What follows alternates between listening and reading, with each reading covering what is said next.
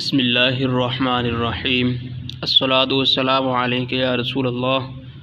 الحمدللہ، آج ہم نصاب النحو کا پہلا سبق پڑھنے جا رہے ہیں۔ اس سبق کے اندر ہم کچھ بنیادی چیزیں سیکھیں گے، جس کے اندر علم النحو کی تعریف، موضوع، غرض و غایت اور بھی کچھ چیزیں۔ سب سے پہلے علم نحو کا جو تعریف ہے وہ علم نحو کی تعریف، اس کا ایک لغوی معنی ہے اور ایک اصطلاحی معنی۔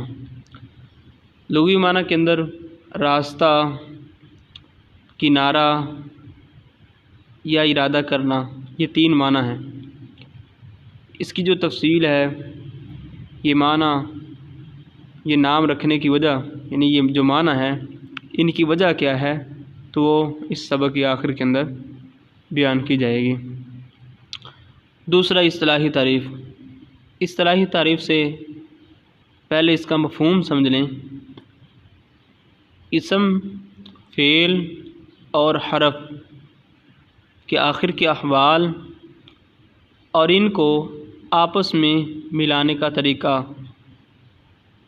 اس کو علم نحو کہتے ہیں۔ اب یہاں پر جو تعریف بیان کی گئی ہے، خلاصہ کلام میں نے آپ کو اس تعریف کا کر دیا ہے۔ اس تعریف کے اندر بنیادی طور پر تین چیزیں بیان کی جائیں گی: اسم، فعل اور حرف کے آخر کے اندر تبدیلی واقعہ ہوگی یا نہیں۔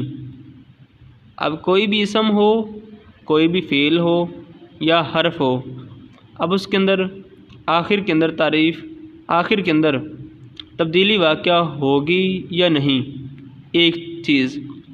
دوسری چیز، اس تبدیلی کی نوعیت کا، طریقہ کار کا علم حاصل ہونا کہ تبدیلی ہوئی ہے، کس اعتبار سے، کس وجہ سے تبدیلی ہوئی ہے، یہ دو چیزیں ہوں گی۔ تیسری، ان کلمات کو آپس میں ملانے کا طریقہ معلوم کرنا۔ پہلی، تبدیلی واقعہ ہوئی ہے یا نہیں، تبدیلی کی وجہ کیا ہے، اور تیسری چیز ہے کلمات کو آپس میں ملانا ہے، اب اس کا طریقہ کار کیا ہے۔ یہ تین چیزیں اس کی تعریف کے اندر آ گئی۔ تعریف یوں بنی کہ علم نحو ایسے قواعد اس کے اندر بیان کیے جائیں کہ جن کے ذریعے اسم، فعل اور حرف کے آخر میں تبدیلی واقع ہونے یا نہ ہونے اور اس تبدیلی کی نوعیت کا علم حاصل ہو، نیز کلمات کو آپس میں ملانے کا طریقہ بھی معلوم ہو۔ دوسری چیز، علم نحو کا موضوع کیا ہے۔ علم نحو کا موضوع جو ہے وہ کلمہ اور کلام، دو چیزیں ہیں، کلمہ بھی اور کلام بھی۔ اب دو چیزیں جو ہوگی، اس علم کے اندر دو چیزیں بیان کی جاتی ہیں، تو اس لحاظ سے پھر اس علم کا جو ہے موضوع بھی دو چیزوں کا قرار دے دیا گیا، ایک کلمہ اور دوسرا کلام۔ پھر موضوع کسے کہتے ہیں؟ موضوع یہ ہوتا ہے کہ وہ شے جس کی ذات سے متعلقہ احوال کے بارے میں اس علم میں بحث کی جائے۔ اب دیکھیں، جیسے علم طب کا موضوع بدنی انسانی ہے۔ اب انسان کا جو بدن ہے، پہلے انسان، یہ کیا ہے؟ ذات ہے، اور بدن کیا ہے؟ اس کے ساتھ تعلق رکھنے والا ہے۔ اب انسان کیا ہے؟ ذات ہے، اور بدن کیا ہے؟ اس کا تعلق رکھنے والا۔ اب علم طب کا موضوع کیا ہوگا؟ انسان کا بدن، یہ کیا ہوگا؟ اس کا موضوع ہو گیا۔ اب اسی طرح علم طب کو وضع کس وجہ سے کیا گیا ہے؟ انسان کے بدن کے لیے، کہ انسان کے بدن کے اندر کوئی خرابی واقع ہو تو اس کی درستگی کے لیے کیا ہے؟ علم طب ہے۔ علم طب کو وضع اس لیے کیا گیا ہے۔ تو اسی اعتبار سے جو علم نحو ہے یہ اس کا موضوع کیا ہے؟ کلمہ اور کلام، کہ کلمے اور کلام کے اندر جس وقت خرابی لازم آئے گی تو علم نحو کے ذریعے ان کے اندر درستگی کی جائے گی۔ پھر علم نحو کی غرض کیا ہے، فائدہ کیا ہے؟ اس کے دو فائدے ہیں، کیونکہ عربی زبان جو ہے وہ لکھی بھی جاتی ہے اور بولی بھی جاتی ہے، تو عربی لکھنے کے اندر اور بولنے کے اندر ترکیب یعنی ملانا، ترکیبی غلطیوں سے بچا جائے گا۔ جب علم نحو ہمیں آ جائے گا تو اس وقت عربی لکھنے کے اندر بھی اور پڑھنے کے اندر بھی ہم ترکیبی اعتبار سے غلطیوں سے بچ جائیں گے۔ اب ہم نے اوپر علم نحو کی تعریف کے اندر علم نحو جو ہے اس کی ایک اصطلاحی اور ایک لغوی تعریف پڑھی تھی۔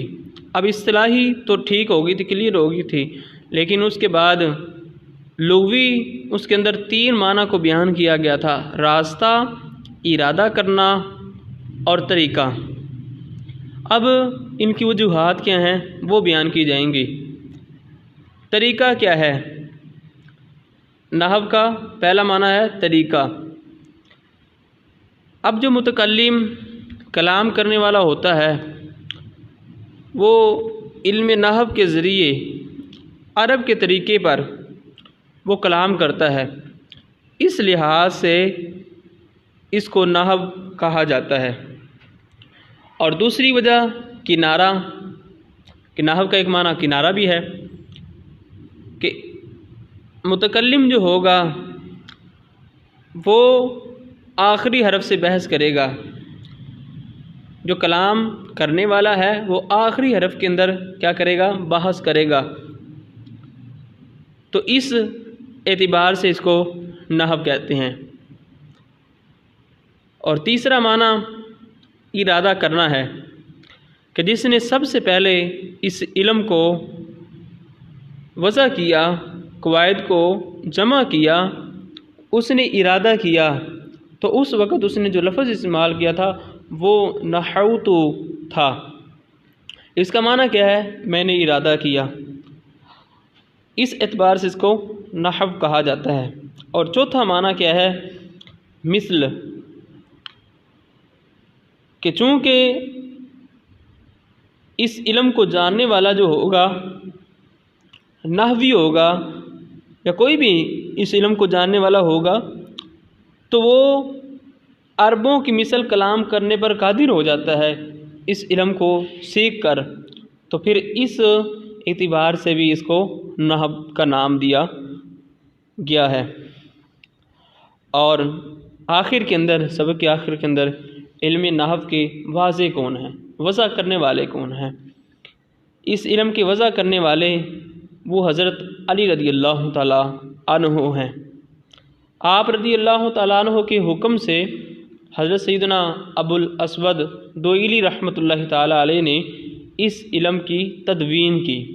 واضح وضع کرنے والے حضرت علی رضی اللہ تعالیٰ عنہ ہیں، اور اس علم کی تدوین کرنے والے وہ حضرت سیدنا ابو الاسود دوئلی رحمۃ اللہ تعالیٰ علیہ ہیں۔ اللہ تبارک و تعالیٰ ہمیں علم دین پڑھنے کی، سمجھنے کی، سیکھنے کی توفیق عطا فرمائے۔ جو کچھ سنا اس کو اپنے ذہنوں کے اندر یاد رکھنے کی توفیق عطا فرمائے۔ آمین بجاہ النبی الامین صلی اللہ تعالیٰ علیہ وسلم۔